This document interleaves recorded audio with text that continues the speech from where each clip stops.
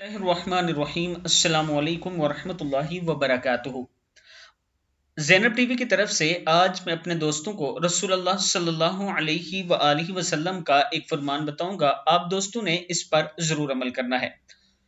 رسول اللہ صلی اللہ علیہ وآلہ وسلم نے ارشاد فرمایا، جس نے وصیت کی حالت میں انتقال کیا، یعنی اس حالت میں جس کا انتقال ہوا کہ اپنی مالیت اور معاملات وغیرہ کے بارے میں جو وصیت اس کو کرنی چاہیے تھی وہ اس نے کی اور صحیح کی، تو اس کا انتقال ٹھیک راستے پر اور شریعت پر چلتے ہوئے ہوا، اور اس کی موت تقوی اور شہادت والی موت ہوئی اور اس کی مغفرت ہو گئی۔ ابن ماجہ کی حدیث ہے، یعنی اگر کوئی اپنے مال اور دولت کی وصیت کر کے مرتا ہے، کسی سے قرض لیا ہے وہ بھی اپنے بچوں کو وصیت کر کے مرتا ہے کہ یہ لوٹا دینا، تو وہ ٹھیک اور اس کی صحیح موت ہوئی اور شہادت والی موت ہوئی۔ یہ رسول اللہ صلی اللہ علیہ وآلہ وسلم کا فرمان ہے۔